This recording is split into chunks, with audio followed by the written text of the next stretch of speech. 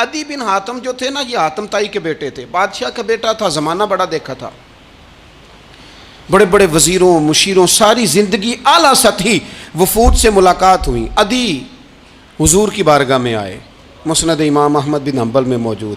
तो इस्लाम पर अभी गुर्बत का दौर था, चंद लोग मुसलमान हुए थे। नबी पाक अलैहिस्सलाम ने फरमाया अदी कलमा पढ़ लो। तो अदी कहने लगे मैं तो पहले ही एक दीन का मानने वाला हूँ। हुजूर फरमाने लगे जिस दीन के तुम मानने वाले हो उस दीन को मैं तुमसे ज़्यादा जानता हूँ। हुजूर फरमाने लगे जिस दीन के तुम मानने वाले हो उसमें क्या ये लिखा है कि माले गनीमत का चौथा हिस्सा खा जाओ? कहने लगे नहीं। तो फरमाया खा क्यों जाते हो? अदी कहते हैं चूँकि ये हमारे अंदर की बात थी बादशाहों की, तो मैंने फ़ौरन सर तस्लीम खम कर दिया, मैंने फ़ौरन सर झुका दिया। मैंने कहा आप बात ठीक कर रहे हैं।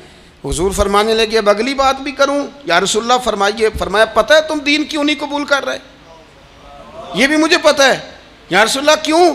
फरमाया तुम देखते हो कि दीन के मानने वाले गरीब गरीब लोग हैं, तुम देखते हो कि अभी ये कमज़ोर हैं, तुम देखते हो कि मक्के वालों ने मदीना तैयबा से परेशान करके मुसलमानों को निकाल दिया है। ये गरीबी देखकर, बज़ाहिर इस्लाम की कमज़ोरी देखकर तुम कलमा नहीं पढ़ रहे। हुजूर फरमाने लगे अदी मकामे हिरा का नाम सुना है?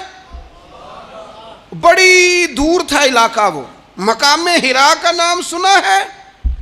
अदी कहने लगे हुजूर सुना है पर वो जगह देखी नहीं। महबूब फरमाने लगे सुन, मैं वो वक्त लेके आऊँगा, मेरा दीन इस तरह नाफिज होगा कि एक औरत मकामे हिरा से ऊँटनी पे अकेली बैठेगी और अकेली आएगी और आके बैतुल्लाह का तवाफ करेगी, सिवाय उसे अल्लाह के किसी का खौफ नहीं होगा, रब के अलावा किसी से नहीं डरेगी। ये दौर आएगा। तू देख रहा है कि सिर्फ मक्के पे हुकूमत नहीं दुनिया पे मुसलमान छा जाएंगे। और हुजूर फरमाने लगे किसरा का नाम सुना है? कहा हुजूर वो तो बाजार इस वक्त बड़ा तगड़ा बादशाह है। फरमाया उसके इलाके भी फतह होंगे, वो ख़जाने मुसलमानों के पास आएंगे। और फरमाया तू, तीसरी बात नबी पाक ने बयान की, फरमाया तू ये देख रहा है कि मुसलमानों में गुर्बत है? फरमाया आदि एक वक्त आएगा लोग देने के लिए निकलेंगे पर उन्हें लेने वाला कोई नहीं मिलेगा। एक वक्त आएगा लोग देने निकलेंगे, लेने कोई नहीं आएगा। अदी कहते हैं कि मैं रसूल करीम का कलमा पढ़ के मुसलमान हो गया।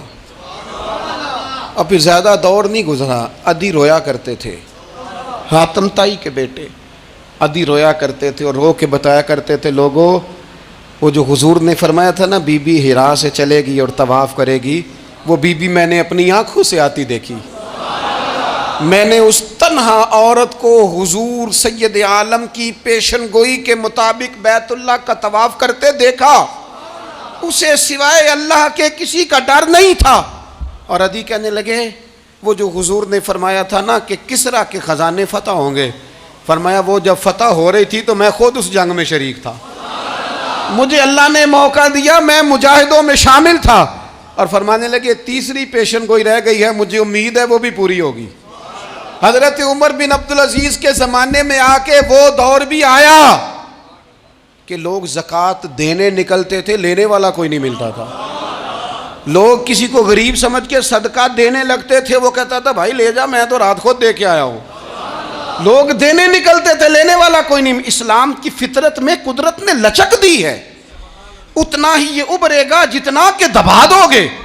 ये मौलवियों की वजह से, पीरों की वजह से, सियासतदानों की वजह से नहीं छाएगा। ये क्यों छाएगा कि अरसला रसूलहू बिलहुदा व दीनिल हक, ये इसलिए छाएगा कि अल्लाह ने भेजा ही हक के साथ है, ये आया हक के साथ है, लिहाजा छा जाए।